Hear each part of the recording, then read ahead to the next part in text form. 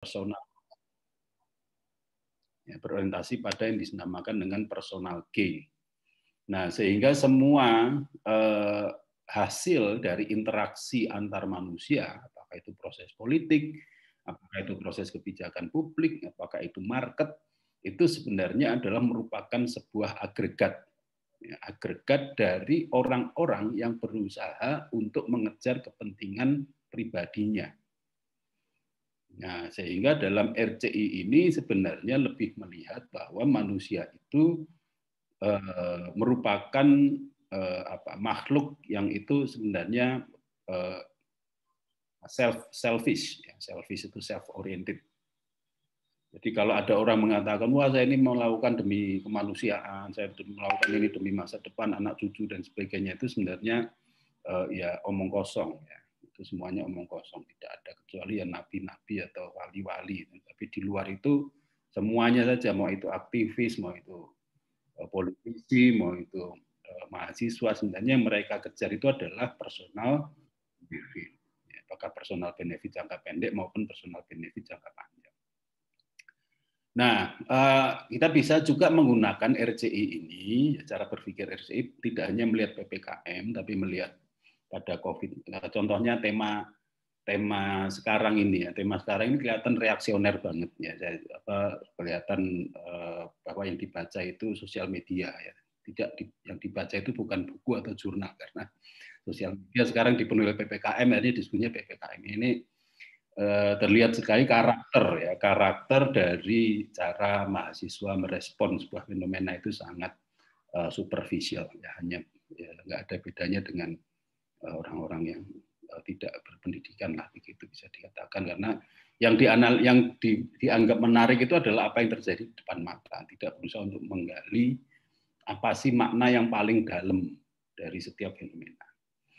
Nah, RCI misalnya melihat PPKM atau COVID-19 itu misalnya dulu kalau endemi, ketika status COVID ini masih endemi yang ada di Cina atau di Wuhan, itu kemudian segera diakui, direkognisi oleh negara maupun masyarakat internasional sebagai sesuatu yang bisa menyebabkan pandemi, maka saat itu ada banyak aktor, ada banyak pihak yang merasa akan dirugikan aktivitas ekonominya. Nah, sehingga mereka memilih pada saat itu melakukan denial bahwa yang sebuah virus yang dinamakan dengan COVID ini atau virus dulu bahkan Donald Trump saat itu masih menjadi presiden mengatakan sebagai China virus, itu mengatakan ini adalah virus dari Cina. Kenapa? Karena ada banyak, kalau diakui dan direkognisi oleh Donald Trump saat itu, maka ada sekian banyak pelaku-pelaku ekonomi besar yang akan terancam posisinya, bisnisnya, dan sebagainya. Oleh karenanya mereka melakukan denial. Nah, proses denial itulah yang menyebabkan transformasi dari endemi menjadi pandemi. Nah, ada juga cara, sehingga apa yang dilakukan oleh rational choice analisis ini, yang dilakukan adalah bahwa setiap produk kebijakan itu selalu berdampak secara ya, material.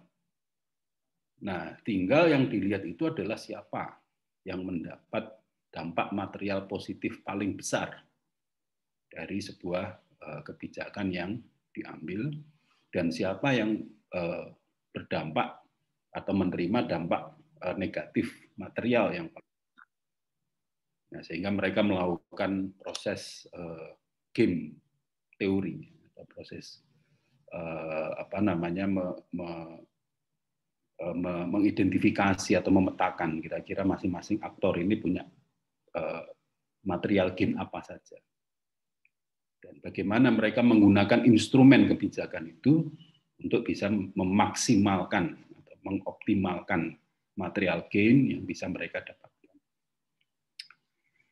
Nah, kemudian cara menganalisis yang lain selain historical rational choice itu adalah yang bersifat sosiologis.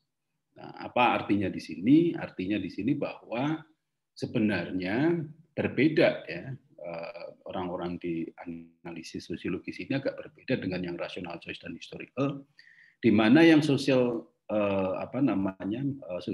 ini atau paradigma sociological institutionalism ini lebih melihat kepada apa sih yang dianggap wajar. Nah, ini sehingga sekarang kewajaran itu berubah atau yang dinamakan dengan new norm, norma baru. Jadi new norm itu bukan normal baru, tapi norma. Ya, norma itu adalah sesuatu yang dianggap benar, sesuatu yang diperbolehkan secara kolektif, sesuatu yang tidak dibantah, dianggap sebagai sebuah kebenaran yang bersifat given. Misalnya apa? Misalnya bagaimana misalkan dulu di rumah saja, ya, kata-kata di rumah saja itu menjadi sesuatu normal baru, sesuatu norm baru. Kalau Anda ingin membantu negara ini cukup di rumah saja. Nah, sehingga kalau ada orang yang keluar-keluar mendapat hujatan, mendapat cibiran, dianggap tidak berempati terhadap apa segala macam. Nah, ini adalah new norm, ya, norma baru. Nah, ini agak menarik, misalnya kita lihat di dalam komunitas Indonesia, masyarakat Indonesia itu adalah masyarakat yang sangat kehidupan sosial kita, kehidupan sosial ekonomi kita itu sangat mengandalkan adanya interaksi fisik, ya. Mulai dari kegiatan pengajian, tahlilan di pasar, apa segala macam. Jadi peradaban tidak hanya Indonesia, mungkin masyarakat di Asia itu sangat mengandalkan pada interaksi fisik. Berbeda dengan di Eropa, yang itu sudah lama mengalami atomisasi. Nah, sehingga ini menjadi perbedaan norm. Misalnya ketika ada orang meninggal, nah dulu yang dianggap tidak normal, tidak memiliki norma itu kalau ada orang meninggal, dia nggak mau ngelayat. Itu dianggap tidak normal. Nah sekarang itu sudah dinormalkan. Ada orang mati ya biar aja, ada petugas yang ngubur. Tetangga, saudara nggak usah repot-repot ke sana, bahkan sudah dilarang-larang sekarang di grup ada siapa meninggal, keluarganya sendiri yang melarang sudah Pak D, Bude, Bule nggak usah ke sini dengan alasan pandemi dan sebagainya. Sehingga ini sudah dan itu diterima, oke nggak apa-apa. Saya nggak akan takziah, cukup didoakan dari rumah dan sebagainya.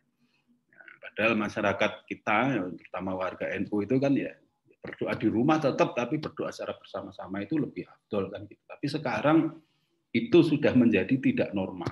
Kalau ada orang yang nekat, ada tetangganya meninggal, kemudian diumumkan pakai toa, adalah COVID dan sebagainya, terus dia ngotot datang itu malah dianggap tidak normal. Nah itu adalah sosiologikal. Jadi bagaimana menciptakan, bagaimana sebuah kebijakan publik bisa menciptakan sebuah norma baru. Dan ketika sekarang di masjid-masjid di kampung-kampung yang masjid NU yang dulu sangat aktif melakukan kegiatan-kegiatan kolektif itu sekarang sepi. Dan yang sepi itulah yang benar. Kalau rame itu salah. Nah, ini kajian sociological issue dalam analisis kebijakan publik itu menarik ini berarti luar biasa ini. Kebijakan PPKM, PSBB dan sejenisnya itu luar biasa. Dia bisa mengubah sebuah norm yang itu bertahan selama ratusan tahun. Bisa dirubah hanya dengan hitungan bulan atau hitungan minggu, itu bisa diruntuhkan. Nah, ini dalam kajian sosiologikal akan di-tracing bagaimana proses inisiasi kebijakan yang itu berseberangan normanya dengan norma kolektif di masyarakat, tapi berhasil memenangkan, kalau dalam bahasa Michel Foucault itu memenangkan pertarungan wacana, pertarungan nilai. Nah, akhirnya kalah norma-norma tradisional, norma-norma tradisi yang sudah berjalan selama ratusan tahun itu angkat tangan, dia nyerah. Udahlah, apa saya terima itu narasi kamu berdoa cukup di rumah, tidak usah. Jadi akhirnya semuanya menjadi Wahabi semua. Nah, kemudian yang ketiga adalah diskursif institusional. Ini yang paling menarik adalah diskursif. Jadi COVID itu sendiri kemarin ya rame-rame dokter siapa itu? perempuan itu saya lupa mengatakan COVID itu nggak ada. Dia mengatakan COVID itu ada. Dia mengatakan COVID itu ada tapi ya jangan lebay lah. Gitu. Jangan sampai yang lainnya yang nggak kena COVID terus diajak ikut menderita gara-gara nggak bisa jualan dan sebagainya. Jadi ada banyak versi. Sebenarnya mana sih yang benar? Apakah memang ini harus di-tackle? Kemudian angka juga menjadi perdebatan. Misalnya kalau kita lihat statistik yang ada sekarang, jumlah terkonfirmasi sejak tahun 2020 itu sekitar 2.500.000, 2.600.000. Yang sembuh itu kisaran sekitar 2.100.000-an. Kemudian yang mati sekitar 70-an ribu. Nah, ini kan menarik untuk dilihat dari sisi diskursifnya. Karena masyarakat kita itu lebih senang melihat yang 70.000 dibandingkan yang 2.100.000. Padahal kalau di persentase 70.000 dibagi 2.100.000 atau 2.200.000 itu kan 0,0000 sekian persen. Tapi berita tentang kematian, berita tentang tragedi itu lebih menarik ketimbang berita tentang yang sesuatu yang membahagiakan, misalnya dari 2.500.000-an, 2.600.000 itu yang sembuh itu penyintasnya itu ada sekitar 2.100.000 sampai 2.200.000, kemudian korbannya itu 70.000, 80.000. Ini memang agak sedikit kontroversi ya, karena ini masalah nyawa. Tapi kita ketika bicara statistik memang agak sedikit dehumanistik. Jadi 70.000 korban, penyintasnya ada 2.100.000. Nah, kita tidak pernah membicarakan yang 2.100.000, merayakan kesembuhan 200 orang, tapi kita lebih memilih untuk terus-menerus meratapi yang 70.000. Kenapa? Karena menurut saya itu harus dirayakan, itu orang yang sembuh-sembuh itu kita ucapkan selamat, kita rayakan, kita ikut berbahagia, tapi kita tidak pernah ada ajakan siapapun dari pemerintah, dari influencer dan sebagainya untuk merayakan kesembuhan 2 juta sekian orang. Semua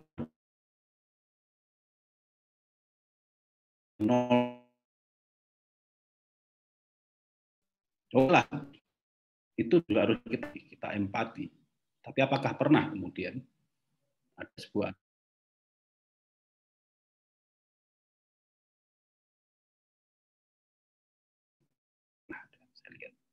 nah itu adalah persoalan diskursif. Bagaimana sebuah kebijakan social engineering diarahkan untuk mengabaikan berita-berita baik tentang 2 juta sekian orang yang sembuh. Sementara kebijakan itu diarahkan pada ketakutan, situasi yang mencekam, yang berbicara tentang 70.000 sekian orang. Nah, itu kalau dipresentasi sebenarnya sangat-sangat kecil. Nah, demikian pula hujatan-hujatan pada pemerintah gagal, pemerintah gini yang dibicarakan adalah 2.500.000, 2.600.000 yang terinfeksi dan 70.000 yang meninggal. Tidak pernah ada yang bertanya, selisih antara 2.600.000 dan 70.000 itu berapa orang dan nasib mereka bagaimana, dan nasib mereka apa? Baik-baik saja, mereka sembuh. Tapi kita tidak pernah ikut berbahagia dan belajar dari mereka. Mendalami fenomena 2.100.000 orang. Tidak pernah.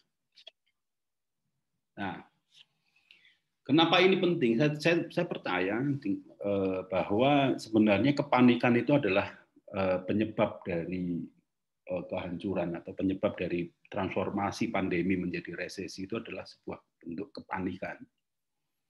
Dan ini sudah saya tulis lama, ya, sejak pertengahan tahun 2020, awal-awal COVID. Di situ sudah ada diskusi yang waktu itu saya ikuti teman di Northwestern University. Itu mereka diskusi dan ternyata sudah ada kajian cepat yang dilakukan oleh teman-teman di Northwestern pada saat itu. Dan ternyata di pertengahan tahun 2020, Pak, di sini kita lihat, situasi emergensi ini digunakan sebagai alat untuk meninggikan power. Dan itu terjadi di waktu itu studi cepat dilakukan di Hungaria, Rusia, India, dan Filipina. Pertanyaannya apakah Indonesia juga termasuk yang seperti ini? Ya. Jadi ketika krisis, kemudian negara menjadi sebuah aktor yang tunggal untuk melakukan banyak hal. Nah, kalau dalam teori demokrasi partisipatif atau demokrasi deliberatif, yang dinamakan dengan governance, itu sebenarnya negara itu semakin hari itu semakin kecil. Ya. Kenapa? Karena negara itu bukan menjadi satu-satunya, tapi hanya salah satu stakeholder dari sekian banyak. Tapi kebijakan PSBB, PPKM, dan sebagainya ini membuat negara kembali menjadi sentrum of gravity, menjadi pusat gravitasi kembali, yang sebenarnya dalam demokratisasi yang sudah berjalan itu negara makin lama makin lemah, makin tidak memiliki kendali atau cengkraman yang kuat. Nah, sekarang ketika ada krisis, popularitas negara itu kembali meningkat. Ya, legitimasinya itu menjadi semakin kuat. Saya bicara negara, bukan pemerintah. Tolong dibedakan antara negara dan pemerintah. Jadi keberadaan negara itu menjadi semakin kuat. Operatornya siapa? Operatornya pemerintah. Gimana dengan kelompok-kelompok di luar negara seperti market, civil society, dan sebagainya, itu sekarang menjadi subordinat semua. Yang mana sebelumnya itu civil society mulai kuat, private sector itu mulai bermain di banyak lini, mulai terjadi tarik-menarik antara civil society dan private sector, negara kemudian berusaha untuk mengambil positioning, apakah berada di tengah atau berpihak pada salah satu. Nah, sekarang situasi itu udah nggak ada. Dengan instrumen-instrumen seperti yang kita sekarang, seperti PSBB, PPKM, dan sebagainya, banyaklah itu istilah-istilah yang saya juga nggak hafal itu semua. Nah, juga di sini ada tracking app yang kemarin juga sudah mulai kita lihat ya bagaimana di bandara, di terminal kita dengan mudahnya memberi informasi ya, otoritas untuk mengetahui. Ya, kalau misalnya kalau ketika saya di kantor ini kan absennya tiap hari dan absennya sekarang sudah ditanya semua kondisinya apa, seperti apa, dan data saya sudah masuk itu semua. Kita sudah pernah mendengar sebuah kejadian di mana itu BPJS atau mana yang data nasabahnya itu diperjualbelikan untuk kepentingan bisnis dan itu mahal, ratusan miliar harganya.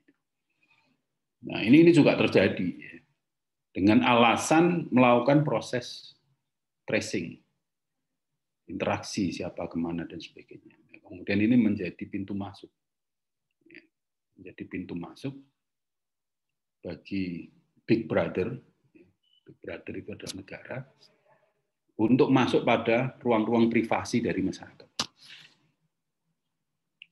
Nah, ini yang sebenarnya adalah gelombang, kalau sekarang dikatakan COVID gelombang kedua, tapi menurut saya ini adalah gelombang ketiga, karena gelombang pertamanya itu adalah endemi, dibiarkan berubah menjadi pandemi, pandemi ditanggapi secara lebay, kemudian menjadi resesi. Gelombang keempatnya itu adalah ya, kehancuran dari libertarianisme. Jadi libertarianisme ini dihancurkan oleh saudara kandungnya sendiri yang dinamakan dengan atomisasi. Jadi atomisasi itu ketika orang itu kemudian masyarakat itu dikembalikan pada masing-masing individunya sendiri. Dan itu nanti akan menghancurkan liberty atau kemerdekaan. Kemerdekaan itu akan dihancurkan oleh saudara kandungnya yang dinamakan dengan atomisasi. Itu ada diskusi. Nah, ini yang saya maksud dengan normalitas baru. Zoom sekarang ini menjadi normalitas baru. WFH itu menjadi normalitas baru dan sebagainya. Ya harus saya akui bahwa normal baru ini ada yang positif, ada yang negatif. Nah, waktu itu ya, sekitar pertengahan tahun 2020, acara diskusi LP3S, saya menyampaikan bahwa kita perlu melakukan identifikasi apa sih normal-normal baru yang positif dan apa normal-normal baru yang negatif. Bisakah dampak dari upaya komunal dalam merespon COVID ini itu lebih menghasilkan pada normal-normal baru yang positif dan meninggalkan yang negatif. Nah, kemudian di situ kita bisa apa saja yang sebenarnya hikmah yang bisa dipetik ya dari kejadian ini. Nah, ini contohnya Ini adalah tidak semua sektor sendi perekonomian itu terdampak secara negatif. Ya. Ada yang justru meningkat, ada yang bertahan, ada yang tertekan. Ini studi yang dilakukan oleh Bank Indonesia dan Dekut di sekitar bulan Oktober tahun 2020 kemarin. Nah, ini yang kita abai. Kita selalu melihat pada 10 sektor ini. Ya. Yang dihubung sama itu adalah diskursif. Diskursif itu adalah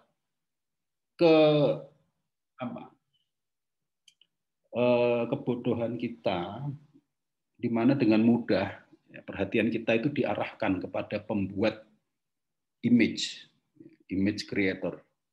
Siapa itu image creator itu ya? Sosial media. Jadi dan kita pasrah aja gitu, ikut apa yang dibilang oleh media. Nah, ketika media menceritakan hal-hal buruk ya, yang kita lihat di sini padahal ada hal-hal baik dan hal-hal baik sengaja ini green zone ini yang saya katakan green zone ini hal-hal baik. Tingkat karena kebutuhan masyarakat akan imun itu makin tinggi, kesadaran masyarakat akan imun makin tinggi, kesehatan makin tinggi, maka demand terhadap produk-produk yang berorientasi pada peningkatan imun itu juga makin tinggi. Tinggal masalah logistiknya. Apa yang bisa logistik ini? Logistik ini kayak JNE, JNT, Gojek, GoFood, dan sebagainya itu adalah sektor logistik yang mengkoneksikan antara produsen dengan konsumen langsung. Sehingga rantai ekonomi itu menjadi makin pendek. Nah, ini adalah fenomena menurut saya. Juga bisa dianalisis. Sebenarnya apakah kebijakan ini sebenarnya bukan masalah bantuan sosial. Keliru itu kalau kemudian pemerintah dituntut untuk menyediakan bantuan sosial untuk yang terdampak. Itu kan itu sama dengan itu orang sakit misalnya orang sakit jantung gitu kemudian pusing. Nah, ini diminum itu bukan obat jantung tapi obat pusing yang diminum. Menyembuhkan penyakit sesaat tapi tidak. Nah, sebenarnya apa fenomena? Fenomena yang ada sekarang ini adalah terjadinya pemutusan rantai supply. Semakin pendek rantai supply, semula mungkin rantainya, mata rantainya itu ada 10, sekarang tinggal 2, tinggal 3. Semakin dekat hubungan antara produsen dengan konsumen itu semakin dekat. Faktor mediasi yang itu menyebabkan biaya tetap itu menjadi tinggi, sekarang menjadi semakin rendah. Nah, bagaimana pemerintah ditingkatkanlah bisnis logistik itu justru yang harus digenjot. Kalau perlu suntikan dana, perlu suntikan kebijakan, perlu fasilitasi dan sebagainya. Karena logistik itu tadi yang saya katakan mendekatkan hubungan antara konsumen. Meskipun itu ada problem lain yang saya sebut dengan atomisasi tadi. Jadi kekuatan konsumen itu menjadi makin lemah ya karena kita itu sendiri. Beda misalnya kalau sampai datang ke warung sendiri. Dengan sampai datang ke warung orang 50. Itu beda. Daya tawarnya nggak sama. Bahkan sampai datang ke warung sendiri harga makanannya berapa 20.000. Makan bayar 20.000. Coba sampai datang 50 orang datang ke warung. Berarti 20.000 dikalikan 50 ya, berapa itu? 1 juta lah, kemudian bayar ke pemilik warungnya. Ini saya bawa orang 50.000, masa tetap 20.000, masa nggak bisa 15.000? Pasti dikasih. Nah, itu yang dinamakan dengan kekuatan kolektif.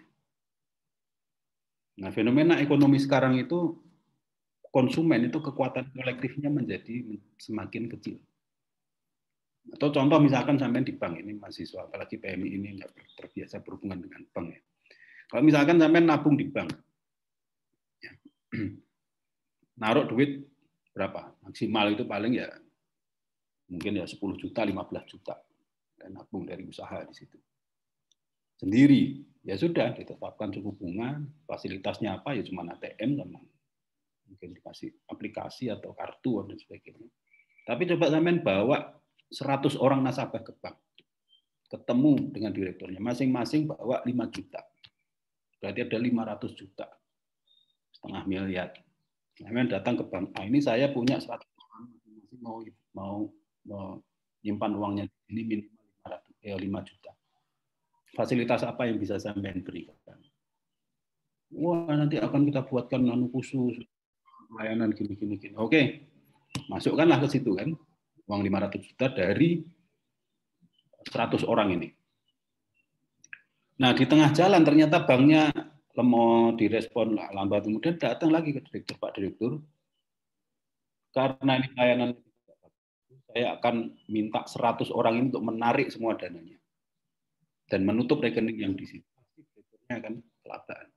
Tapi kalau sampean sendiri datang ke bank itu, Pak saya mau keluar, mau tutup rekening ya silahkan tutup aja. Cuma 1 orang ini nggak salah. Tapi kalau 100 orang, meskipun kecil-kecil, itu lebih 1 orang. Nah, atomisasi itu adalah seperti itu, problemnya seperti itu. Dan PPKM, PSBB, dan sebagainya ini adalah sebuah kebijakan yang akan menormalkan sebuah kondisi masyarakat yang atomistik tadi. Dan itu adalah pelemahan dari daya tawar masyarakat. Karena masyarakat menjadi sangat terkotak-kotak secara kecil-kecil gitu. Jadi kolektivitas itu menjadi semakin sulit. Itu nggak bisa dibangun dengan grup WA, itu tidak mencukupi. Grup sosmed itu jumlah follower itu tidak mencukupi. Kolektivisme itu dibangun dengan pertemuan-pertemuan fisik. Tidak cukup dengan grup WA apa segala macam. Sosial media sampai sejauh ini belum bisa menjawab problem itu. Nah, ini tentang policy capacity dan sebagainya. Kita banyak hal ya di sini yang tidak kita fokuskan. Misalkan kalau analis kebijakan publik itu tidak cepat, wah bansos gagal, ada berita di medsos mengatakan ada orang salah sasaran dan sebagainya, kemudian didramatisir bla bla bla, itu bukan karakter analis kebijakan, itu ya wartawan atau apa namanya, ya provokator lah gitu ya. Analis kebijakan itu yang kita lihat adalah bagaimana sistem dan institusi yang ada, yang tersedia selama ini. Ini ibarat kita naik mobil atau naik sepeda motor di Malang kota ini, semuanya baik-baik saja. Kita menyangka mobil atau motor kita itu aman-aman aja. Lalu kemudian dibawa ke hutan, dibawa ke off-road, nggak sampai 100 meter langsung hancur semua, knalpotnya langsung rusak, kemudian shockbreaker-nya langsung patah, kemudian bannya langsung melayot, segala macam. Baru ketahuan ternyata sepeda motor yang selama ini saya kira baik-baik saja karena jalannya halus-halus apa segala macam, ketika dibawa ke jalan terjal, baru ketahuan ternyata rusak parah sebenarnya. Ini cuma nggak kelihatan karena selama ini jalannya halus-halus saja. Nah, krisis itu selalu menjadi jalan terjal itu. Krisis itu menjadi sebuah alat uji. Apakah sistem distribusi bansos kita selama ini baik atau tidak? Itu kelihatannya pada saat krisis. Apakah layanan kesehatan kita ini baik-baik saja? Itu kelihatannya pada saat krisis. Kenapa? Karena terjadi turbulensi. Apakah program-program kebijakan fiskal yang kita miliki selama ini itu baik atau tidak? Baru kebuka itu pada saat krisis. Jadi jangan dikatakan bahwa pemerintah gagal ini, gagal itu, apa dan sebagainya. Ini adalah sebuah ujian di mana setelah sekian lama sistem itu semua berjalan, itu mungkin bisa 1 periode dari kepresidenan, bisa 3 periode dari kepresidenan, bisa 10 periode dari kepresidenan, kemudian setelah 3 atau 4 periode, kemudian terjadi krisis, baru kebuka ternyata jalur distribusi penyaluran itu tidak kuat, sistem layanan kesehatan tidak kuat, dan sebagainya. Nah, itulah yang dianalisis oleh seorang analis kebijakan. Lalu sejak kapan? Ini bukan sesuatu yang diciptakan dalam 1 hari. Sistem itu adalah sebuah organisme di dalam negara yang sudah dibentuk selama puluhan tahun. Bahkan negara-negara tua seperti Amerika dan sebagainya mungkin ratusan tahun. Dan kita baru tahu sekarang, oh ternyata memang nggak beres. Kita nggak punya sistem dan arsitektur layanan-layanan yang kokoh sehingga kena krisis itu ibarat itu tadi, sepeda motor biasa di jalan halus, jalan ijen, jalan apa namanya Soekarno Hatta yang halus-halus, diajak masuk ke hutan 100 meter udah hancur semua. Itu kan bukan problem hutannya, bukan problem sepeda motor sebelum masuk hutan, dan itu adalah problem jangka panjang yang tidak kita lihat dan tidak kita sadari. Masalahnya itu bukan misalnya dipakai off-road-nya itu tanggal 1 jam 9 pagi, kemudian jam 9 lebih 10 motornya hancur karena masuk hutan. Masalahnya itu bukan apa yang terjadi di tanggal 1 jam 9 pagi atau jam 8 pagi. Masalahnya itu sudah jauh sebelum itu yang kita nggak lihat, kita nggak sadar, kita nggak ngerti. Sehingga ketika jam 9 pagi tanggal 1 dibawa masuk ke hutan, jam 9 lewat 10 motornya hancur. Nah, ini maksud saya, cara berpikir historical journalism itu seperti itu. Tidak melihat kejadian saat ini dan di sini. Tidak melihat kekinian dan kedisinian. Tapi melakukan upaya tracking, apa yang sebenarnya terjadi selama ini. Nah, di sini tentang PPKM, distancing yang dilakukan oleh PPKM, apakah benar virus bisa berkurang, apakah penyebaran memang bisa terhambat, itu menjadi pertanyaan. Ya. Kalau dulu ada wacana herd immunity, kemudian vaksin, itu ternyata juga tidak menyelesaikan masalah, ternyata ujung-ujungnya adalah herd immunity, sebagainya. Nah, ini ada Larry Diamond ini waktu itu diskusi online saya ikuti, ya, perang opini tentang bantuan medis, ya, siapa yang duluan membeli bantuan medis, dan ternyata ujung-ujungnya bukan perebutan kekuasaan tapi lebih pada bisnis. Ya. Nah, ini PSBB, PPKM ini tidak secara saintifik itu belum terbukti. Ya. Tapi sudah diterima secara luas. Bahkan direplikasi dalam bentuk yang kecil-kecil. Termasuk juga flattening the curve. Nah, ini sudah hilang sekarang. Nggak tahu hilang kemana, siapa yang nyurik itu. Wacana flattening the curve itu. Apa sih flattening the curve itu? Flattening the curve itu adalah kurva lonjakan penderita PDP berat dengan ketersediaan fasilitas. Itu adalah ketika tidak flat, maka banyak kelompok masyarakat yang tidak terlayani.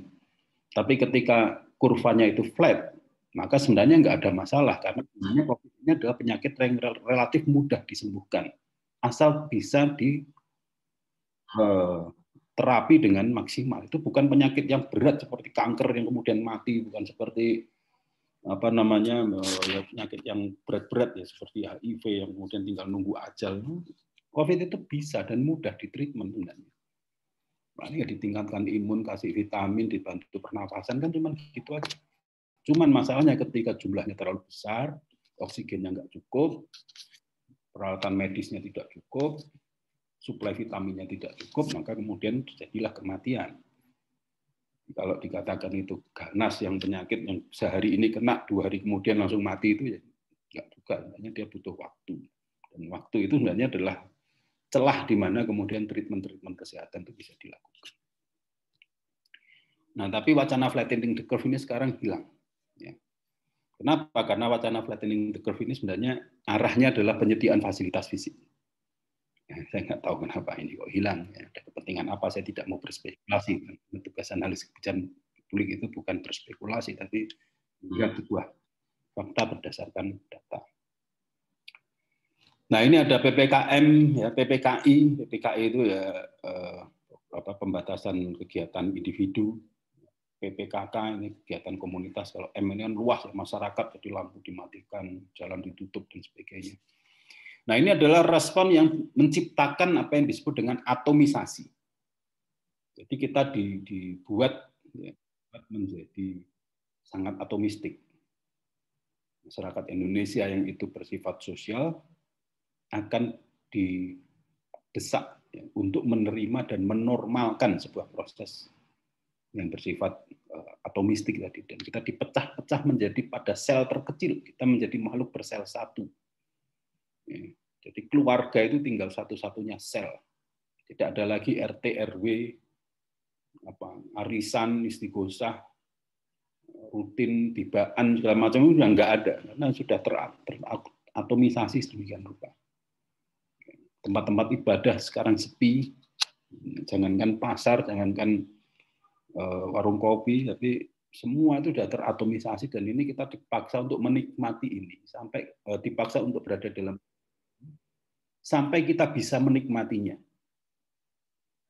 Mengapa saya katakan begitu sekarang ini? Karena saya ini dosen ya, dan kebetulan juga menjabat sebagai pejabat struktural di sini, dan ketika saya memunculkan wacana untuk kembali perkuliahan offline, itu banyak yang nggak mau. Kenapa? Karena mereka sudah menikmati ngajar lewat Zoom itu nggak perlu kemana-mana, cukup sarungan, kuliah jam 9, bangunnya jam 9 kurang 5, ya cuci muka, kemudian langsung nyalakan laptop, ngajar, setelah ngajar langsung tidur lagi, dan sebagainya. Itu sudah pertama tersiksa, lama-lama bisa menikmati. Dan ini adalah upaya atomisasi, ya seperti kita sekarang ini, diskusi dengan Zoom ini. Kita lama-lama menikmati keadaan yang itu sebenarnya tidak nyaman. Dan ketika kita sudah menikmati, maka kita akan menormalkan itu. Berusaha untuk mempertahankan itu, tidak dikembalikan lagi. Nah, ini yang harus kita antisipasi. Kerusakan sosial ini harus. Lawannya apa? Lawannya adalah diskurs. Lawannya adalah diskurs. Saya bukan ingin mengatakan bahwa COVID itu tidak ada. COVID itu ada. Orang-orang dekat saya banyak yang terkena. Beberapa juga meninggal.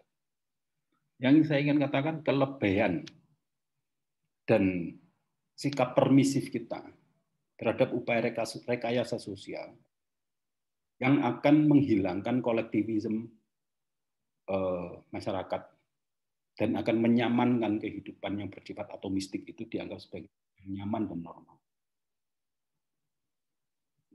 Ini problem. Nah, itu yang dinamakan dengan norma-norma baru yang ditawarkan. Nah, ini ada foto tentang kolektivisme yang pindah rumah. Kalau sudah atomistik ya, rumah sudah nggak bisa dipakai ya, jadi rumah hantu seperti ini. Nah, ketika masyarakat kolektif ada rumah nggak dipakai, diangkat bareng-bareng,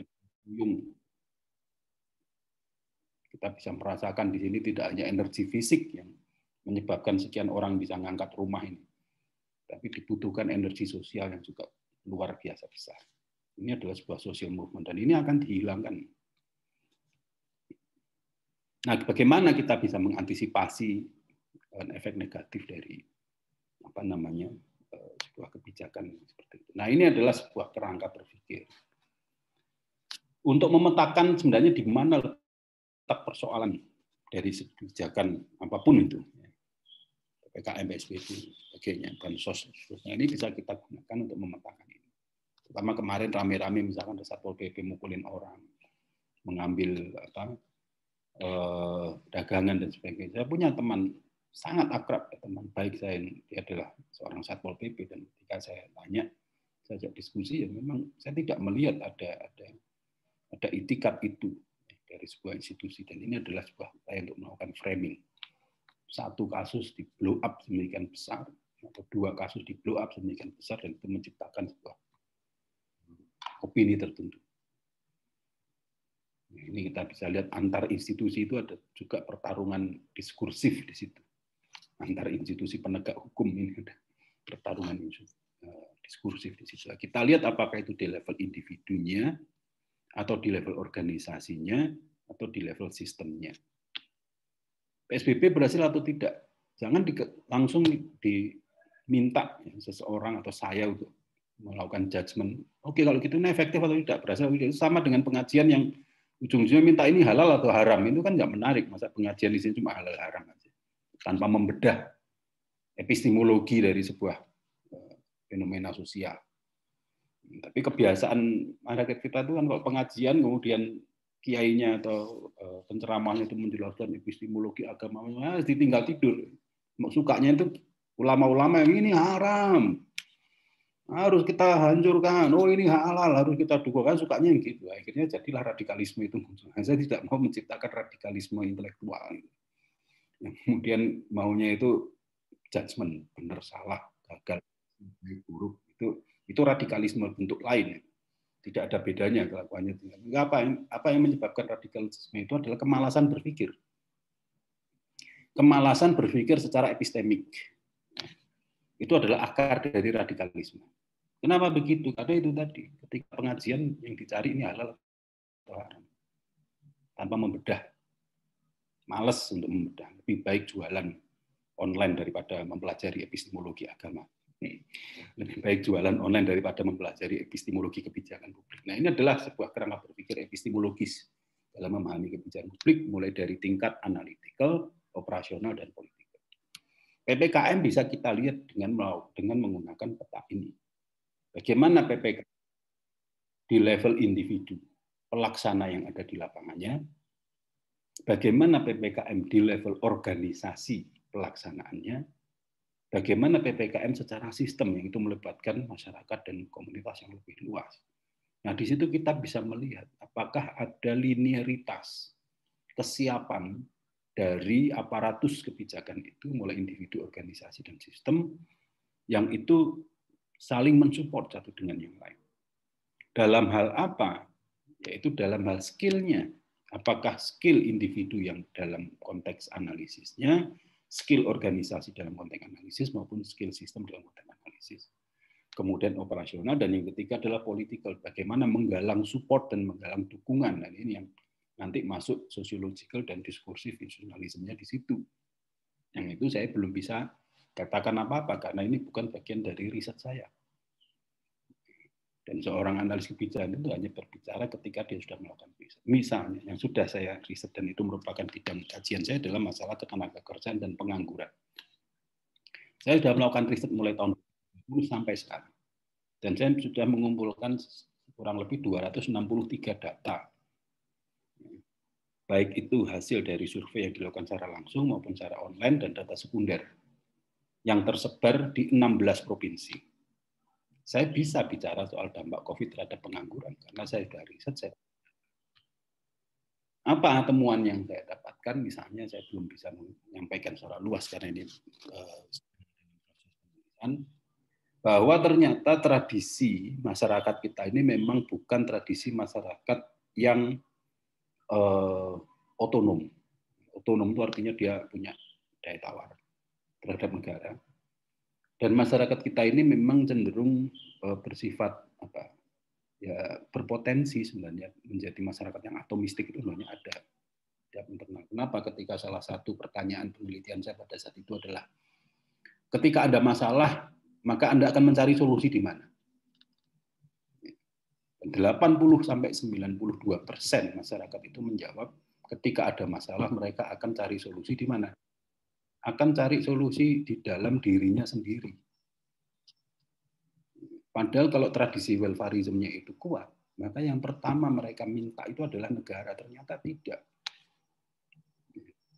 Dari sekian responden itu 90% mengatakan ketika ada masalah termasuk kena PHK itu mereka cari solusi sendiri.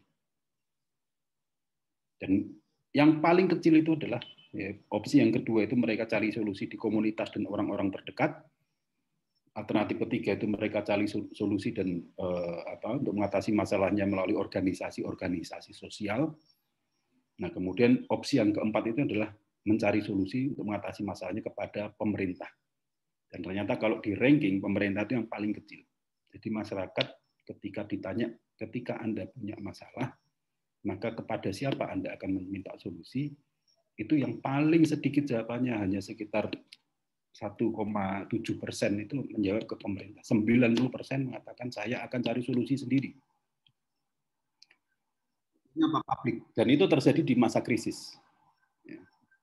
Apalagi dalam situasi normal. Di masa krisis saja mereka percaya kepada ormas, tidak percaya kepada NGO, tidak percaya kepada organisasi sosial, apalagi pemerintah. Mereka lebih percaya pada kekuatannya sendiri dan orang-orang di sekitarnya. Tapi ketika ditanya, yang unik adalah temuan penelitian saya, ketika ditanya, menurut Anda, dari 4 opsi tadi, mana yang cukup efektif untuk membuat orang kembali bekerja atau partially re-employed? Partially re-employed itu adalah ya tidak kembali bekerja secara penuh, tapi mendapat penghasilan meskipun tidak seutuh yang diterima sebelumnya. Ternyata jawabannya adalah kebalikannya. Mereka mengakui bahwa ternyata program-program pemerintah dan organisasi sosial itu cukup efektif untuk membuat mereka kembali bekerja, sementara yang mencari jalan keluar sendiri dan dari komunitas itu 90% mengatakan mereka gagal mendapatkan pekerjaan kembali. Artinya apa? Pemerintah di sini temuan saya memiliki kapasitas tapi tidak memiliki kepercayaan dari masyarakat. Kapasitasnya sebenarnya ada dan lumayan. Koefisiennya itu sekitar 33,7%. Persentase yang menjawab itu sekitar hampir 80%. Mengakui bahwa kalau ikut program pemerintah itu mereka bisa dapat bantuan modal, mereka bisa dapat bantuan alat untuk kembali bekerja. Tapi ketika mereka ada masalah, mereka tidak lari ke pemerintah.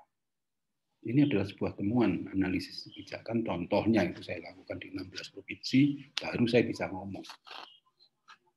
Nggak kayak media sosial, nggak kayak aktivis LSM yang nggak riset, tiba-tiba langsung jeplak ke sana, jeplak ke sini, bikin status di sini, bikin status di sana, dan sebagainya.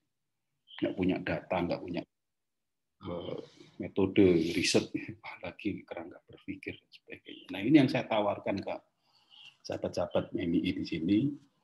Gunakanlah kerangka berpikir ini. Kalian proses sendiri, justifikasi sendiri. Jangan minta saya untuk mengarahkan kita perlu demo atau tidak, misalnya ujung-ujungnya seperti itu, apalagi aja. Kalau ujung-ujungnya mau demo apa enggak, jangan tanya ke saya, tanya ke anggota DPR yang bisa membiayai demo dan sebagainya. Kalau tanya ke saya kasih framework. Saya kasih framework, saya tunjukkan cara makainya, pakaian sendiri. Itu cara berpikir yang bersifat akademis atau intelektual. Seorang intelektual itu seperti itu. Tapi kalau berdasarkan diskusi kemarin PPKM gagal, maka kita harus demo, kita harus bakar ban di jalan dan sebagainya. Itu ya radikalisme bentuk baru tadi yang saya bilang. Radikalisme bentuk lain, karena kemalasan berpikir secara epistemologis tadi. Nah, kalau kita tidak mau seperti itu, bagaimana? Ini saya tawarkan sebuah framework, mulai dari yang tadi, historical journalism, sociological journalism, rational choice, policy capacity. Kalian pakai sendiri. Saya tunjukin cara makainya. Ibarat mesin, alat mesin jahit misalnya. Saya nggak langsung kasih baju, kasih mesinnya. Saya tunjukin cara makainya, pakai sendiri, bikin sendiri. Mau bikin baju di situ, mau bikin celana di situ, mau bikin bendera di situ. Alatnya saya kasih dan saya tunjukin cara makainya. Seperti tadi ya, riset saya di dalam konteks pengangguran tadi. Nah kalau itu oke, saya siap. Tapi kalau saya diminta, lalu gagal atau berhasil? Oh, sorry, saya nggak mau. Saya bukan politisi, saya bukan donatur demo dan sebagainya. Saya nggak akan pernah jawab itu. Karena itu menciptakan kemalasan berpikir epistemologis. Dan saya nggak mau kader-kader PMI menderita kemalasan berpikir seperti itu. Oke, saya kira itu saja dari saya. Saya kembalikan pada moderator. Terima kasih. Wassalamualaikum warahmatullahi wabarakatuh.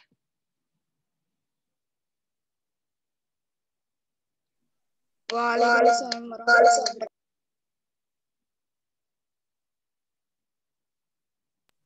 Baik, terima kasih kepada pemateri yang sangat luar biasa ini.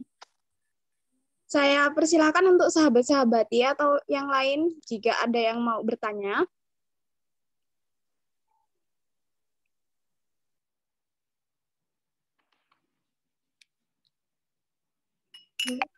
Monggo sahabat-sahabati. Bisa lambaikan tangan dulu.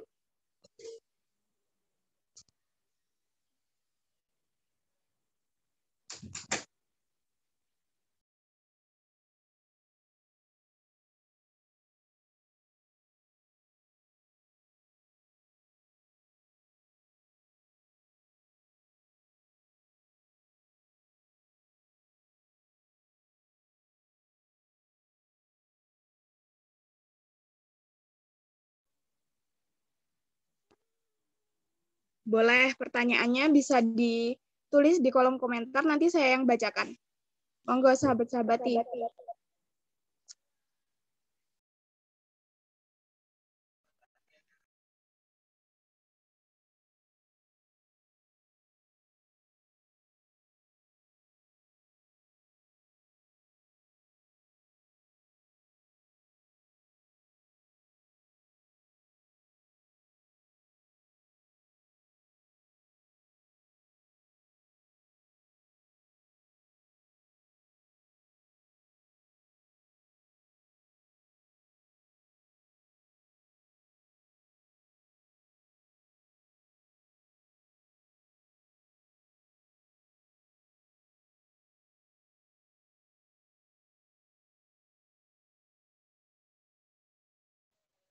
Oke, di sini sudah ada pertanyaan dari sahabat Riki Andriawan Basuki.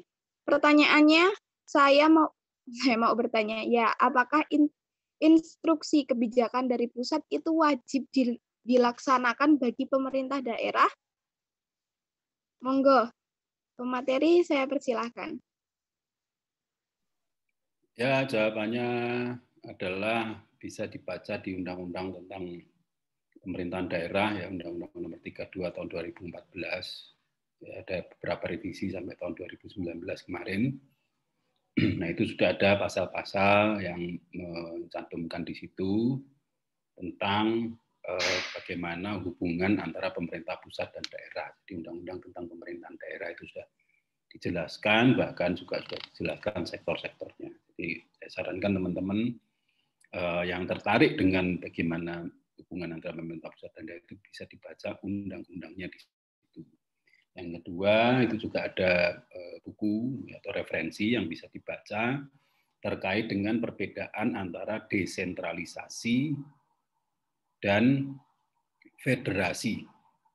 Ya, bagaimana bedanya negara yang menerapkan sistem desentralisasi dengan negara yang menerapkan sistem federasi.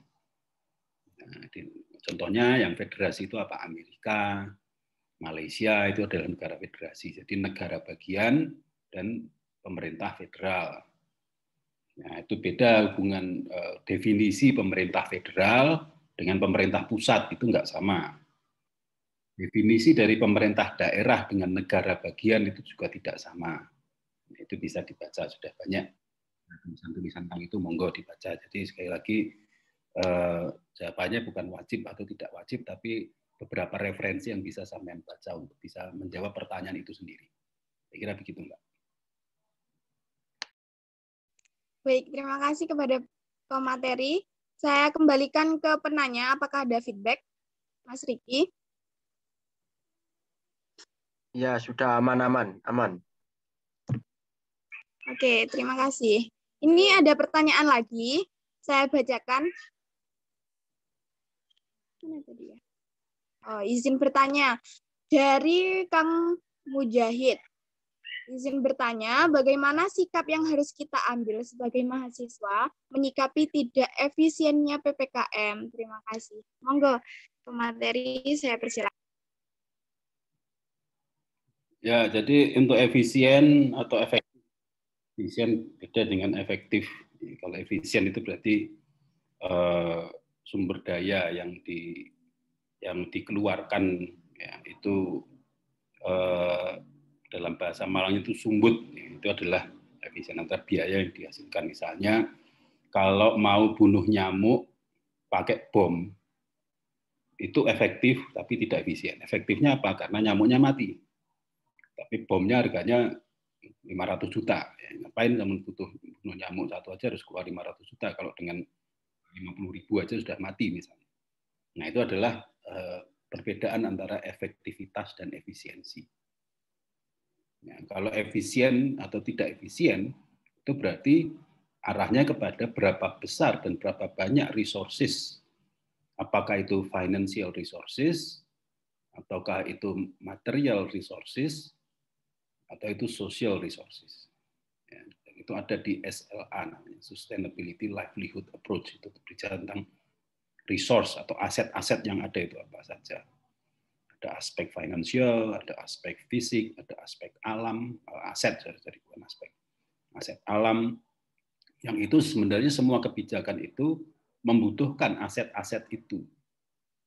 Nah, tinggal dihitung apakah memang dibutuhkan sebanyak itu atau tidak. Nah, ini kalau Mas Kang Mujahid ini sudah mengatakan langsung tidak efisien, berarti kan sudah menghitung. Nah, saya ingin tahu Mas Mujahid ini hitungannya gimana, sehingga bisa mengatakan tidak efisien.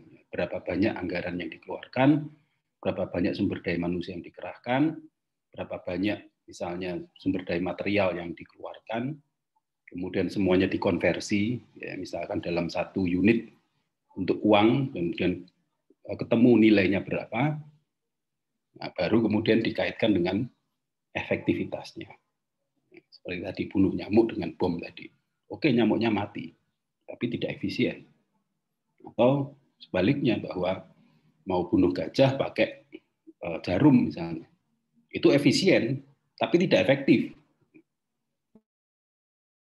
Murah cuma pakai jarum, tapi yang mau dibunuh gajah ya cuma keritok gajah yang nggak mati. Padahal kita maunya bunuh gajah tapi pakai jarum. Itu adalah sebuah kebijakan yang efisien tapi tidak efektif.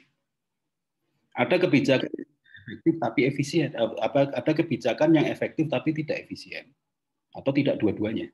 Nah, itu kan membutuhkan kalkulasi. Sebelum melakukan justifikasi, coba terlebih dahulu proses kalkulasi. Nah, ini kan pertanyaan berikutnya, sikap mahasiswa seperti apa? Kan itu ada 2 pertanyaan. Tapi pertanyaan yang pertama, itu ada 1 pertanyaan yang diawali oleh sebuah pernyataan. Pernyataannya adalah tidak efektif, pertanyaannya bagaimana? Pernyataan yang pertama ini harus diklarifikasi dulu. Benarkah ini tidak efisien? Kalau benar, datanya bagaimana? Itu kalau saya bisa menjawab, saya akan jawab pertanyaan kedua. Karena saya sendiri belum bisa menjawab apakah PPKM ini efisien atau tidak efisien, efektif atau tidak efektif, saya sendiri belum bisa menjawab. Sehingga saya tidak bisa mengatakan apa yang dilakukan mahasiswa. Karena kan pertanyaan itu berangkat dari sebuah justifikasi. Nah, justifikasinya ini yang perlu diperjelas dulu apakah memang sudah valid atau tidak, sudah reliable atau tidak. Itu Mbak Aida. Baik, terima kasih kepada Kang Mujahid. Boleh ada feedback-nya? Open mic nggak apa-apa? Mungkin ada feedback.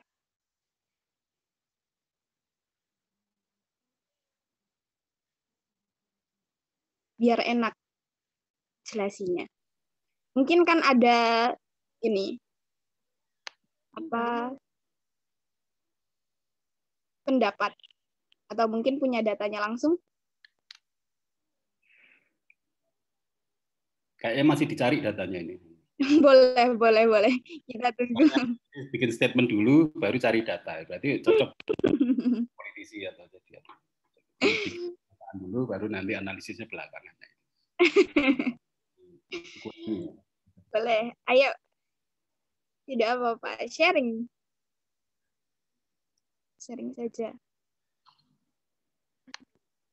Nanti baru setelah dijelaskan data atau landasannya atas pernyataan tidak efisien PPKM ini, nanti baru dijawab lagi yang apa yang harus diambil sikap sebagai mahasiswanya ini, ya Mas ya?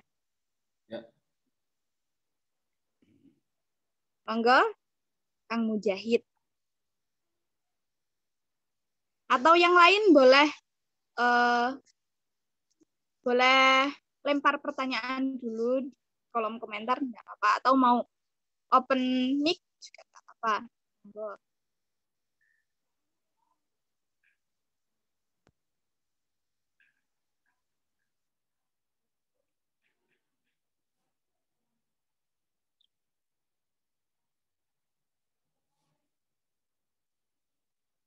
Itu Abidin itu ada NIM-nya itu angkatan 2018 ini.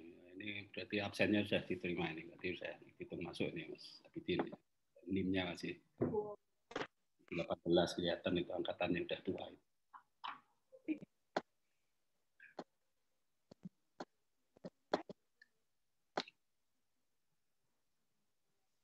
Monggo, ada ininya. Ada feedback-nya.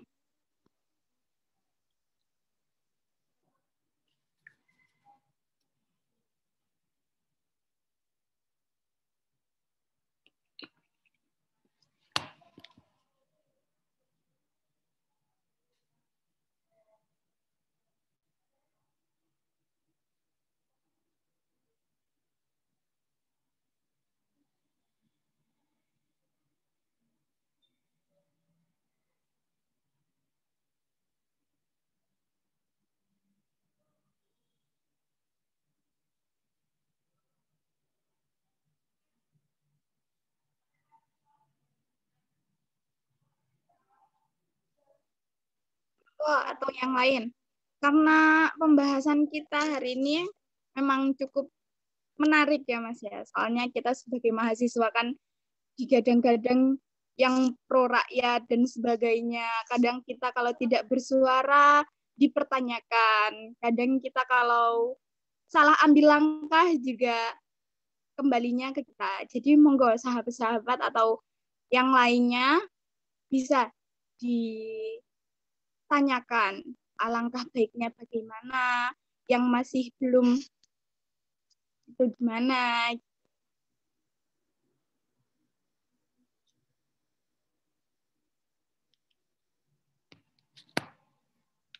Atau mungkin gini aja Mbak Ida, nanti ini sekaligus saya buat rekomendasi gitu ya, saran aja sebagai closing statement, karena ini juga sudah 1,5 jam kurang lebih, sudah cukup lama. Nanti bisa dilanjut diskusi informal mungkin kalau memang sahabat-sahabat ingin mendalami begitu, bisa ke rumah atau ya WA atau bagaimana. Jadi gini, PPKM memang agak sedikit berbeda ya dengan PSBB dan sebagainya, karena memang PPKM ini diterapkan dengan cukup ketat begitu, meskipun yang fase kedua ini katanya akan agak sedikit diperlonggar. Tapi yang jelas adalah beberapa sektor ekonomi, terutama sektor ekonomi harian, ya, sektor ekonomi harian itu seperti orang jualan di pinggir jalan dan income-nya itu adalah tergantung dari aktivitas ekonomi yang mereka lakukan setiap harinya. Beda dengan PNS atau karyawan di perusahaan yang itu gajinya tiap PPKM seminggu 2 minggu kan nggak masalah karena gajinya tetap. Nah, kelompok-kelompok masyarakat yang menyandarkan penghasilan dari kegiatan ekonomi harian ini jelas-jelas sangat-sangat terdampak. Nah, sementara kelompok masyarakat seperti kita ini, dosen-dosen, kemudian karyawan Pemda atau pemerintahan, kemudian BUMN, itu kan relatif tidak terdampak atau perusahaan. Kenapa? Karena gaji mereka adalah bersifat flat tiap bulan berdasarkan kontrak. Nah, kalau kontraknya itu kemudian tidak berubah, maka ya gajinya tetap saja, sehingga mereka secara ekonomi tidak terdampak.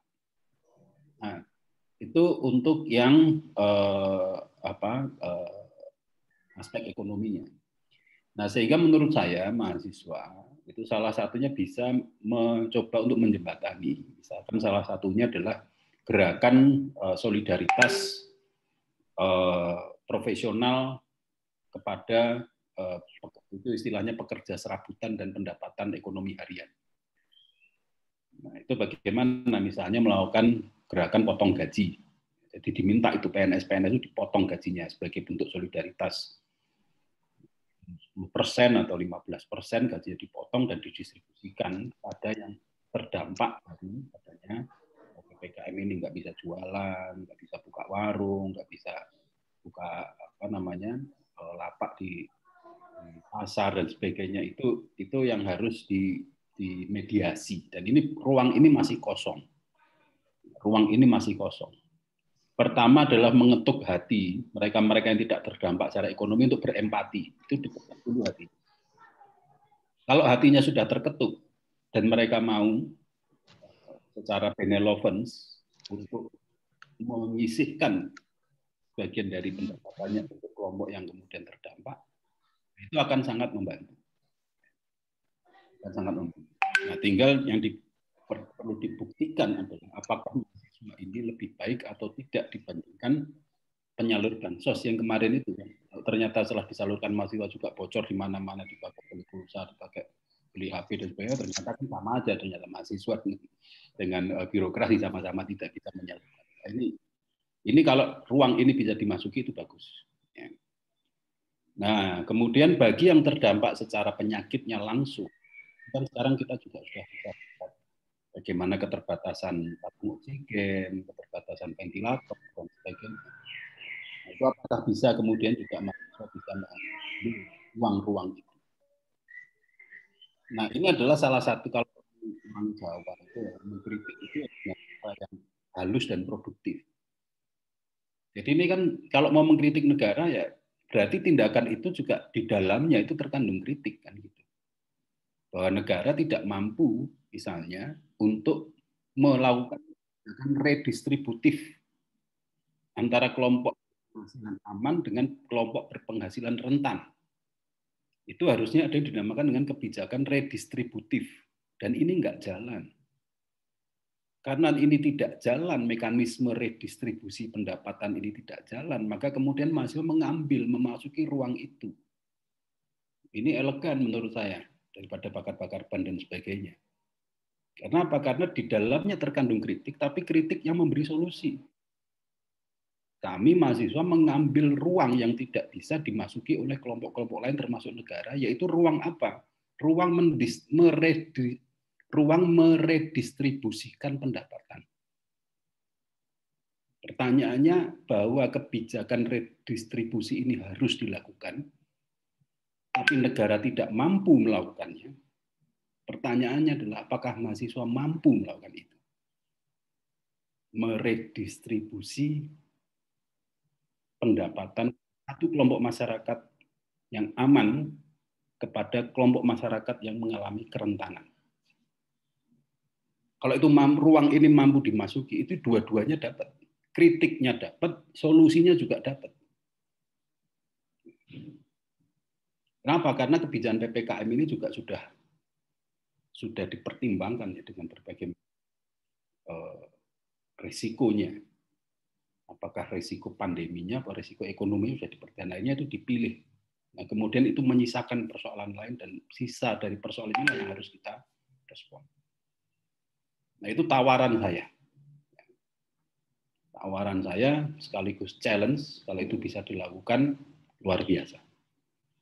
PMII mungkin yang pertama yang melakukan itu. PMII mengambil ruang kebijakan redistribusi pendapatan antara kelompok masyarakat atas berpenghasilan stabil kepada masyarakat berpenghasilan rentan. Harus dipikirkan gimana caranya. Jadi kalau rapat itu bukan rapat spanduknya itu berapa meter gedenya, bukan rapat rute dimodalnya dari mana ke mana, tapi rapat bagaimana bisa melakukan kebijakan redistribusi. Dan itu yang bukan negara, bukan pemerintah, tapi mahasiswa. Ini adalah ruang untuk mencetak sejarah baru dari sebuah gerakan mahasiswa. Selama ini gerakan mahasiswa itu identik dengan demonstrasi. Tidak memberikan solusi konkret pada masyarakat. Kalau ini bisa dilakukan mahasiswa, maka penyatuan antara mahasiswa dengan rakyat itu akan kembali. Seperti dulu rakyat itu cinta sekali dengan mahasiswa karena memang memberi solusi. Tapi sekarang lama-lama rakyat dengan mahasiswa itu makin nggak dekat. Karena apa yang dilakukan itu tidak berdampak secara langsung. Dan ini bisa multiple positif efeknya banyak kalau itu bisa dilakukan. Itu saya kira tawaran tawaran yang bisa diberikan, tidak harus disetujui kalau itu menurut saya itu layak untuk dipikirkan dan didiskusikan di internal teman-teman PMII khususnya. Saya kira demikian Mbak Aida, dan itu mungkin sekaligus sebagai rekomendasi dan saran closing statement dari saya karena ini juga sudah agak sore dan mungkin kita juga punya kegiatan dan aktivitas yang lain. Saya kira demikian, saya kembalikan pada Mbak Ida selaku moderator. Terima kasih. Wah, terima kasih Mas Fadil karena sangat menarik sekali. Ini menjadi suatu challenge untuk teman-teman mahasiswa semuanya. Tapi di sini saya mau bertanya dulu Mas, out of topic dulu ya. Di sini ada yang bertanya dari Mas Hasim, bagaimana pendapat Bapak orang yang melanggar protokol kesehatan di masa akan sanksi penjara? Ini dulu. Ya, kalau pasalnya mengatakan begitu, dan pasalnya mungkin Mas Hasim punya undang-undangnya, punya perpresnya atau peraturan pemerintah, atau mungkin perpu. Nah, memang perpunya mengatakan begitu ya, tapi saya tidak bisa mengatakan pendapat saya seperti apa. Karena negara kita negara hukum, sehingga apapun. Ya, mungkin Mas atau mungkin Mas bertanya karena mungkin ada Mas mungkin atau ada landasan hukumnya.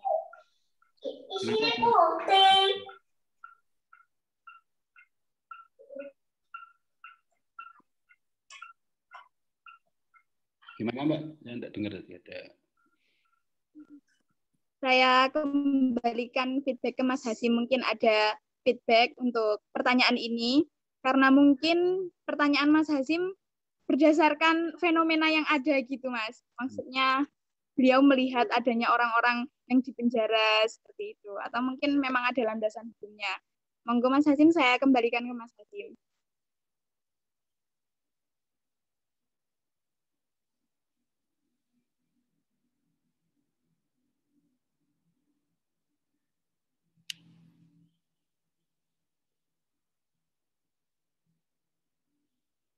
Ya karena orang di penjara itu kan ada dua status ya. Status sebagai tahanan dan status sebagai narapidana itu beda. Nah, ini maksudnya dimasukkan penjara itu di penjara sebagai tahanan atau narapidana. Kalau narapidana itu berarti sudah ada proses persidangan. Kalau tahanan itu berarti dimasukkan penjara untuk mempermudah proses penyidikan. Nah, ini maksudnya di penjara ini yang mana statusnya? Status sebagai tahanan kah? Atau status sebagai narapidana itu juga harus dipikirkan. Tidak semua orang masuk penjara itu statusnya semua narapidana. Kalau narapidana berarti dia sudah divonis oleh pengadilan, dinyatakan bersalah dan sudah jatuh hukumannya. Tapi kalau tahanan itu untuk mempermudah proses penyidikan. Supaya orangnya kalau dicari itu ada di situ, sehingga kalau ditanya polisinya nggak repot nyari, oh kemarin ada di rumah, sekarang di rumah budenya, besok waktu mau ditanya lagi di rumah Pak Leknya di luar kota, itu kalau tahanan.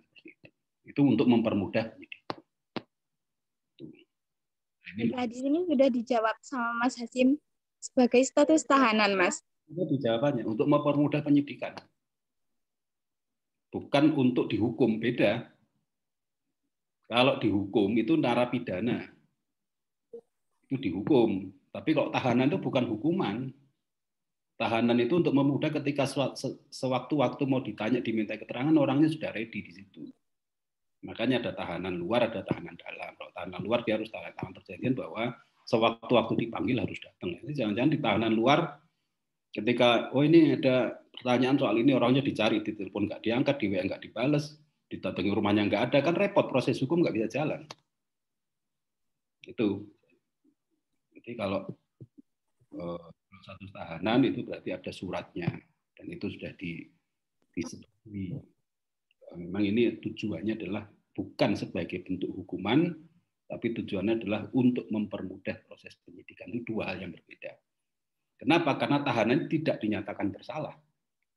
Kecuali kemudian setelah ditahanan dimintai keterangan, terbukti dia melakukan tindakan melawan hukum, diputuskan oleh pengadilan, baru dia berubah status menjadi narapidana. Nah, narapidana itu berarti dia sudah sebagai orang dinyatakan bersalah. Nah, ini malah kuliah hukum. Ini guys, jadi pertanyaannya banyak yang karena tidak mengerti mungkin ya. Jadi kalau orang mengerti terus bertanya, nah itu kan beda. Bedanya antara narapidana dan tahanan. Baiklah, terima kasih Mas. Jadi seperti itu ya Mas Hasim tadi, Mas Hasim. Jadi status tahanan dan narapidana itu berbeda. Kalau misalnya pelanggar PPKM itu ditahan, itu bukan berarti dijatuhi hukuman sebagai narapidana. Ya, Mas. Ini ada yang tanya lagi. Saya mau bertanya. Sebelumnya ada feedback nggak dari Mas Hasim? Mau ada feedback?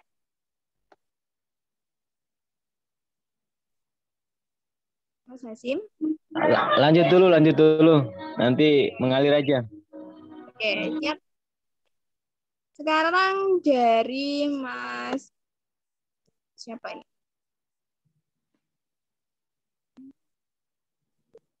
Pertanyaannya, apa sih indikator pemerintah dalam keberhasilan PPKM? Enggak Mas Fadil, boleh bantu dijawab?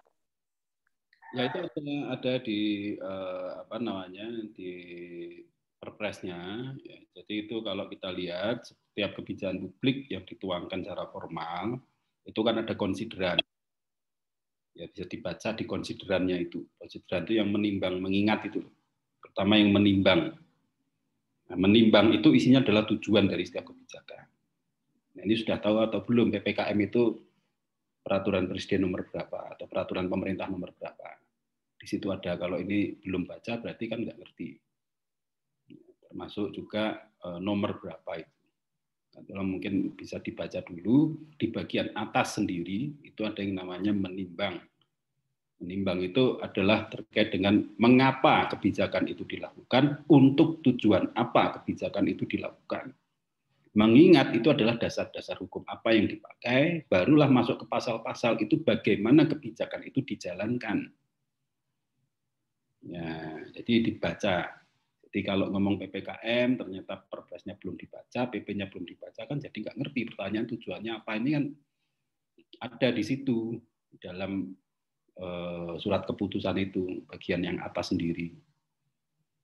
Itu bisa dibaca. Dan dari situ kalian bisa menilai, ya, yang pertama, apakah pasal-pasal yang ada di dalamnya itu memang kompatibel dengan menimbangnya. Itu analisis pejalan publik. Jadi bukan sekedar wah ini gagal, gagalnya ukurannya apa ya? Ukurannya sudah tertulis di dalam setiap kebijakan, setiap peraturan perundangan itu di bagian atasnya, bahkan di level yang paling bawah ya. Peraturan menteri sekalipun itu pasti ada menimbang. Menimbang itu adalah tujuan dari aturan itu dibuat. Itu dibaca dulu. Ya. Sebelum menyikapi, ya, dipahami. Seperti itu. Ini sampai jam berapa Mbak Ida kira-kira kita?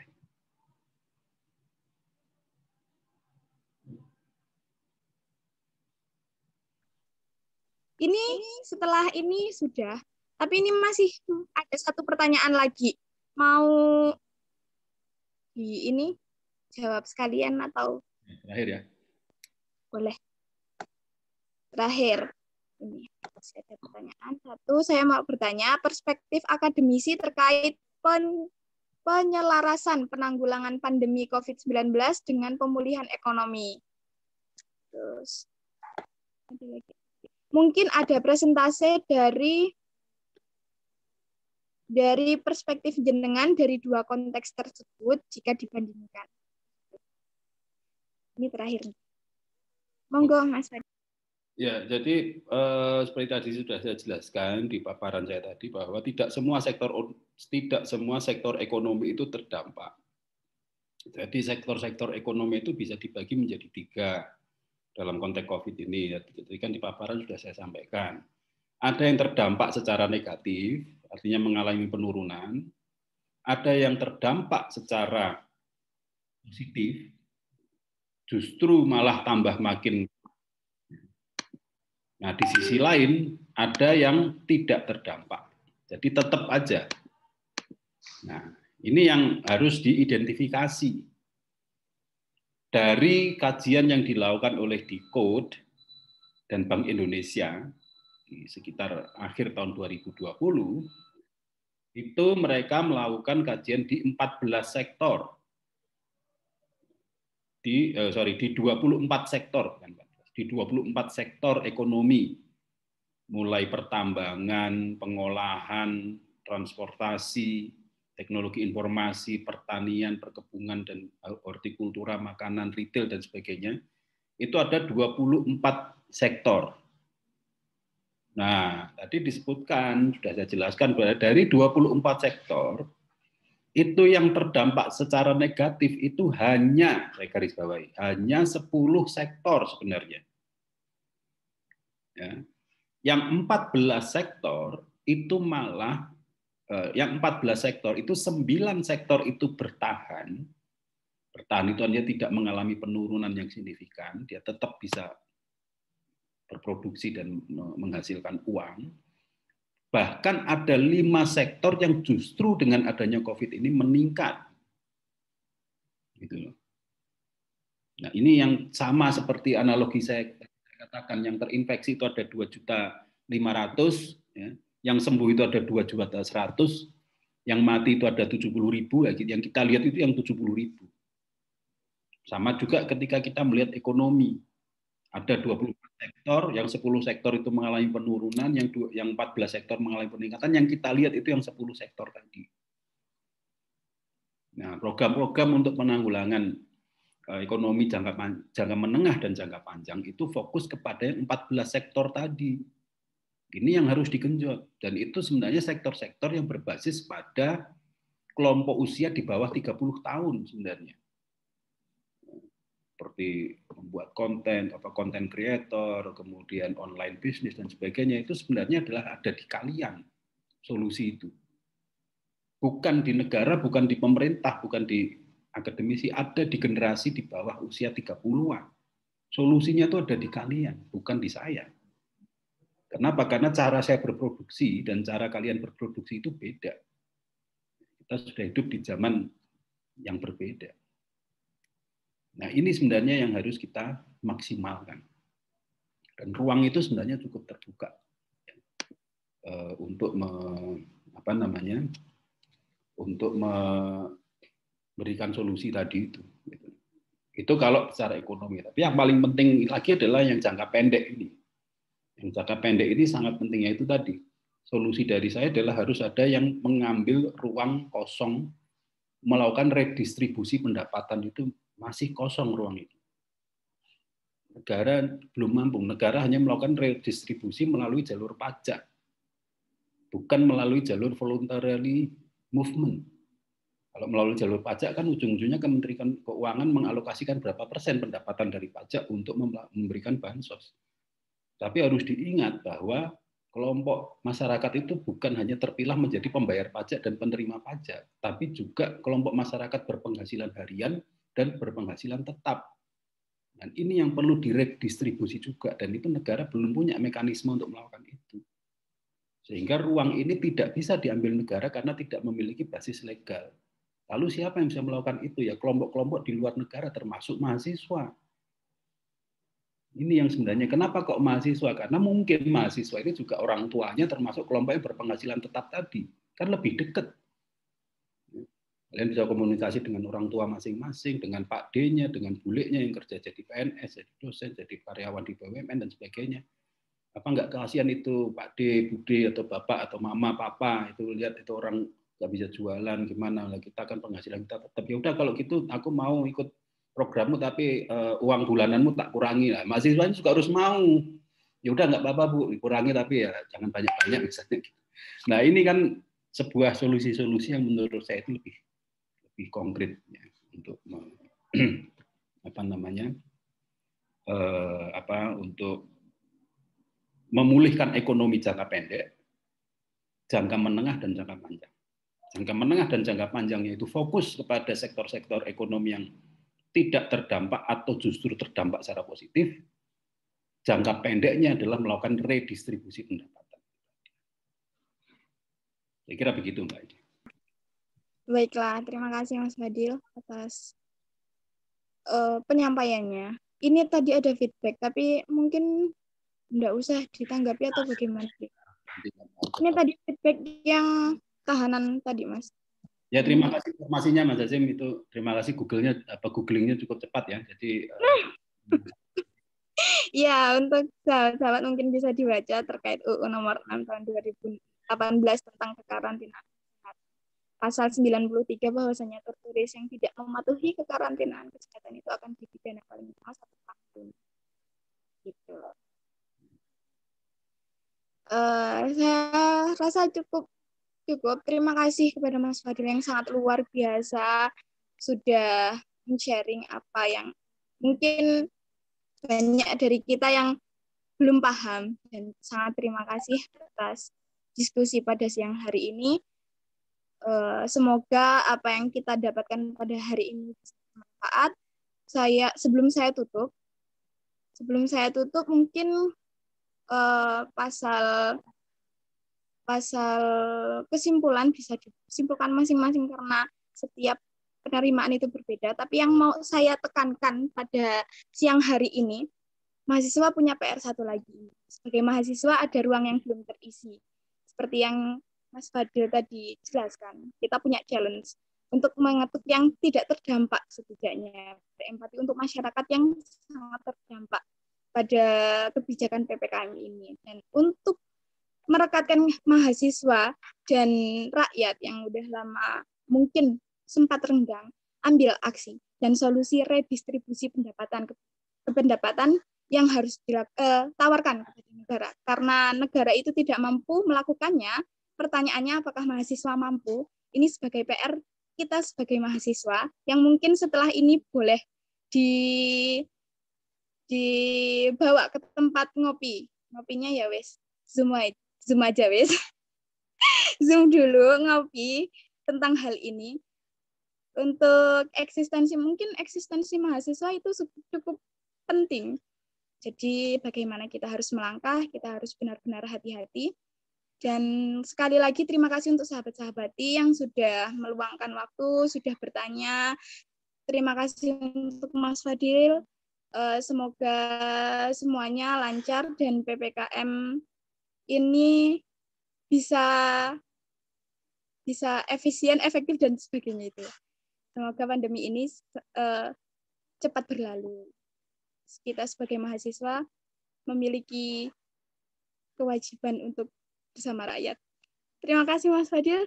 Dan saya Aida, saya mohon undur diri dan mohon maaf bila banyak kesalahan, kekurangan, dan mungkin kurang pas di Mas Fadil atau sahabat-sahabati sekalian. Saya mohon maaf sebesar-besarnya. Saya akhiri. Wassalamualaikum warahmatullahi wabarakatuh. Waalaikumsalam warahmatullahi wabarakatuh. Oke, makasih semua. Terima kasih, Mas.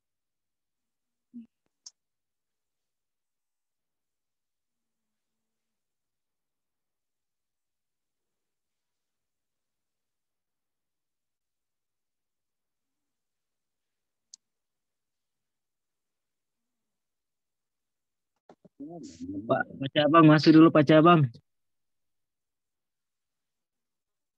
Mas Ai. Tum. Mana ini? Tidur apa ketum ini? Halo. PNI. Jadi gini, halo. Aman. Mungkin ada yang mau feedback. Oh, jangan, diskusinya sudah selesai sahabat-sahabat. Udah ya. Jadi nanti biar sahabat Flam sama sahabat Ibor selaku bagian dari calon pengurus cabang di bidang 2 ya. Nanti pasca diskusi ini akan merencanakan kembali untuk melakukan beberapa kajian-kajian di internal yang nanti melibatkan juga dengan komisariat. Tinggal nanti ada follow up tentunya dari diskusi hari ini, tentu ada follow up. Dan ending kita harus ngapain terkait sikap kita selaku dari PMI Cabang Kota Malang. Bagaimana kira-kira kalau dalam respon kita menghadapi PPKM darurat ini. Karena mau nggak mau ini kan sudah diketok palu, jadi paling tidak kita sudah tahu lah mau dikemanakan nanti setelah sikapnya kita ini. Gitu sih.